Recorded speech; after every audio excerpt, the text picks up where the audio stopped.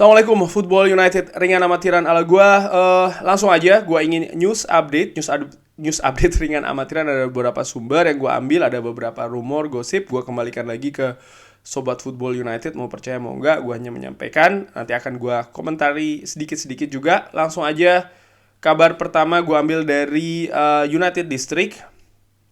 Dikabarkan ini tentang Alejandro Garnacho ya, proses kontraknya.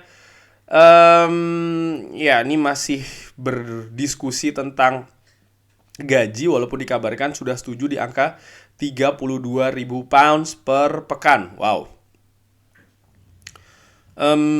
Masih alot, belum diresmikan.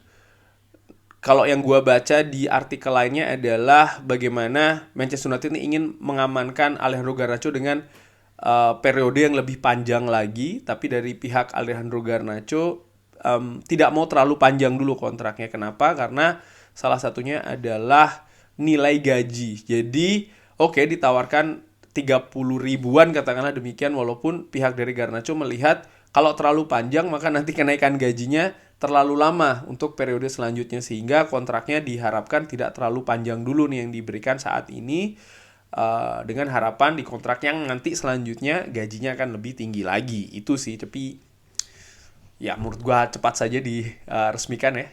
Alejandro Garnacho, pemain masa depan Manchester United, menjadi pilihan utama juga kan beberapa kali Erik ten Hag di musim ini. Dan menurut gua pemain muda ini menunjukkan betul potensinya. Memang belum jadi ya, tapi punya masa depan yang sangat cerah sih menurut gua. Kabar dari Fabrizio Romano ini juga disebutkan di video terbarunya kalau Manchester United masih mencari potensial creative signing, jadi pemain kreatif yang didatangkan di bulan Januari. Gua tapi masih belum yakin ya, apakah akan pemain permanen, mungkin akan pemain pinjaman lagi di sisi mana lagi ya, mungkin tengah itu bisa juga ataupun depan. Kemungkinan sih tengah sih menurut gue, tapi kemungkinan besar juga tidak akan ada penambahan lagi. Cuman ya kita lihat saja ya pergerakannya bagaimana. Balik lagi ke Alejandro Garnacho. Nah, ini yang tadi gue katakan ya, Manchester United ini ingin mengikat Alejandro Garnacho 8 tahun kontraknya. Wow, ini merupakan kontrak terpanjang yang ditawarkan.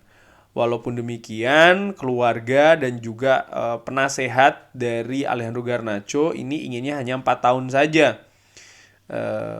Karena diharapkan dengan gaji yang baru nanti 4 tahun setelahnya, ketika negosiasi kontrak yang selanjutnya gajinya bisa naik lagi. Itu yang diharapkan. Jadi masih ada tarik-tarikan ini ya seputar durasi dan juga gaji dari Alejandro Garnacho. Manchester United dan Tottenham ini dikabarkan melihat Lovro Majer, ini bacanya mungkin gitu kali ya, Lovro Majer sebagai pemain yang bisa menggantikan posisi dari Luka Modric. Artinya melihat potensi dari sang pemain. Dan ya keduanya, artinya rekrutmen dari kedua tim ini juga melihat bagaimana sang pemain bermain ya ketika Rene mengatasi PSG.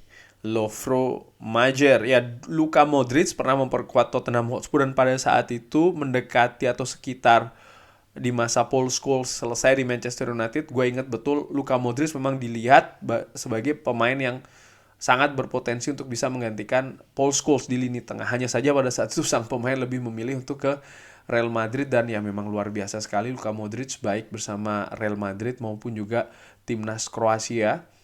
Andaikan pada saat itu ke Manchester United ya. Tapi anyway, ini Lovro Majer, pemain tengah berusia 25 tahun yang saat ini memperkuat Rennes di Ligue 1 Prancis. Menurut WhoScored, key passes, taking set pieces ini merupakan kekuatannya. Kelemahannya ada di aerial duels. Stylesnya likes to dribble, passing pendek.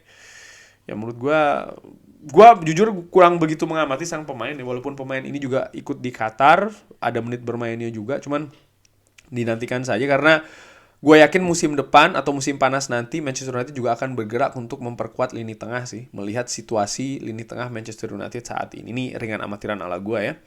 Sementara dari Manchester Evening News, West Ham dikabarkan ini mempertimbangkan Scott McTominay untuk menjadi pengganti Declan Rice. Nampaknya Declan Rice diprediksi akan meninggalkan West Ham.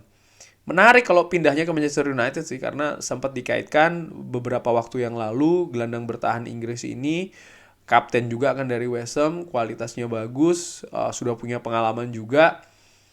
Kalau seandainya kan pindah barter dengan duit untuk Scott McTominay, ya walaupun Scott McTominay pemain produk akademi ya kan, perkembangannya juga menurut gua menunjukkan tanda yang positif, tapi kalau yang diganti artinya pemain yang datang adalah sekelas Declan Rice sih, menurut gua kenapa enggak, ya enggak? Kalau ada pendapat lain bisa drop di kolom komen ya. Valencia dikabarkan berminat untuk mendatangkan Facundo Pellistri dengan status pinjaman. Ya, Pellistri sendiri mulai mendapat kesempatan bermain lagi di sistemnya Erik ten Hag, walau masih menjadi pemain pengganti di beberapa kesempatan. Setelah musim-musim sebelumnya dia lebih banyak dipinjamkan, musim ini nampaknya Manchester United ingin sang pemain tetap di Old Trafford, walaupun dari pihak sang pemain ya, agen dan juga penasihat dan lain-lain masih terus mempertimbangkan tawaran-tawaran untuk bisa meminjam Facundo Pellistri. Tujuannya tentu saja agar sang pemain ini menit bermainnya semakin banyak lagi. Kalau menurut gua, ya sama, gue pikir sih jangan dilepas dulu ya Pellistri. Kedalaman squad, kualitasnya dia juga menurut gua bagus untuk variasi dan juga pilihan di sisi kanan, taktik juga, dan menurut gua kemarin impactnya jelas sih Pellistri, walaupun menit bermainnya tidak banyak, belum banyak, tapi sudah menunjukkan ada potensi, sehingga menurut gua jangan dilepas sih kalau menurut gua ya. Dirumorkan Manchester United ini akan menawarkan Donny van de Beek untuk bertukar ya, atau swap deal dengan Weston McKennie. Wow, ya Van de Beek masih cedera. McKennie, pemain Amerika Serikat yang memperkuat Juventus ini, menurut gua punya kemampuan yang bagus, skillnya oke. Di Qatar kemarin juga luar biasa bermainnya bersama dengan tim nasional Amerika, potensi juga. Jadi mungkin Donny van de Beek juga akan lebih berkembang di Serie A. Kendati pun sekali lagi ini masih rumor ya kabar ini. Kabar lainnya, Borussia Dortmund dikabarkan tidak tertarik untuk mendatangkan Anthony Elanga dengan status pinjaman setelah sebelumnya sempat dihubungkan ini selama beberapa pekan terakhir. Namun sekarang berkurang ya keberminatan Borussia Dortmund terhadap Anthony Elanga dengan status pinjaman. Wah, ini berbeda lagi sekarang beritanya. Cuman kalau menurut gue siapapun itu kalau bisa jangan cabut dulu sih dari Manchester United, paling tidak sampai dengan musim panas nanti ya.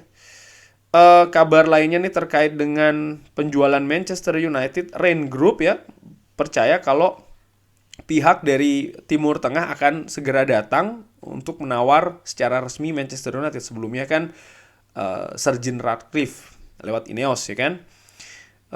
Beberapa di daftar siapa saja yang telah menerima agreement rahasia ya tentang ya data finansial Manchester United. Ini sejauh ini masih perusahaan atau grup dari Amerika. Wow, nampaknya dari Amerika juga cukup banyak nih yang berminat, hanya saja ya mungkin mereka masih mempelajari.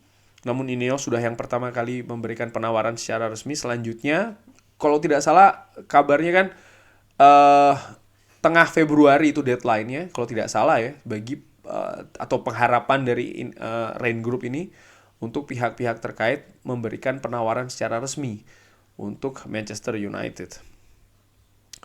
Wout Weghorst dia memberitahu ya kalau bagaimana proses atau momen dikasih tahu kalau dia diinginkan oleh Manchester United. Pada saat itu sudah cukup larut malam ya, dia sedang texting atau ya mungkin berkirim pesan dengan agennya karena dia tidak begitu happy dengan sesi latihan, dan dia agak komplain sebenarnya tentang mungkin situasi di Besiktas. Ini kalau yang gue tangkap sih seperti itu ya situasinya. Jadi ternyata memang pas momennya dia sedang tidak happy dan ternyata dapatlah tawaran dari Manchester United. Kabar terakhir ini dari Manchester Evening News, Samuel Luchers, Erik ten Hag dikabarkan ini mengagumi Gonzalo Ramos dan juga Mohamed Kudus. Wow, pemain Portugal dan juga Ghana, satu di Ajax, satu di Benfica. Muhammad Kudus sudah pernah bekerja sama dengan Erik ten Hag tentunya di Ajax. Sangat mungkin ya diminati betulan oleh Erik ten Hag dan sangat mungkin juga akan diusahakan untuk datang karena pemain ini berposisi tengah, pemain tengah, dan seperti yang gue prediksi atau gue perkirakan, nampaknya musim panas nanti lini tengah akan menjadi lini yang berusaha untuk diperkuat lagi oleh Manchester United selain lini depan. Lalu ada juga kabar dari Fabrizio Romano terkait dengan Aaron Wan-Bissaka. Ini dikabarkan kalau Aaron Wan-Bissaka sekarang punya peluang untuk stay di Manchester United paling tidak sampai dengan musim ini berakhir. Wolves, Crystal Palace, West Ham menanyakan untuk Aaron Wan-Bissaka di bulan Desember, tapi tidak ada lampu hijau dan Manchester United masih dalam proses untuk memperpanjang Diogo Dalot kontraknya. Wow, Aaron Wan-Bissaka menurut gua apa yang terjadi saat ini tentu saja progresnya sangat positif. Bahkan di pertandingan menghadapi Manchester City dia bermain sangat excellent, baik itu secara bertahan maupun juga secara ofensif. Menurut gue begini sih, kalau seandainya Aaron Wan-Bissaka bisa memperlihatkan penampilan yang berbeda, dia bisa beradaptasi dengan sistem permainan Erik ten Hag sampai dengan akhir musim nanti, bukan tidak mungkin dia justru akan diperpanjang dengan Erik ten Hag. Artinya akan menjadi pilihan untuk bek kanan selain Diogo Dalot, menurut gue demikian. Kurang lebih demikian. Bagaimana menurut Sobat Football United kabar tadi? Drop di kolom komen. Terima kasih sudah menyaksikan. Jangan lupa like, subscribe. Wassalamualaikum warahmatullahi wabarakatuh.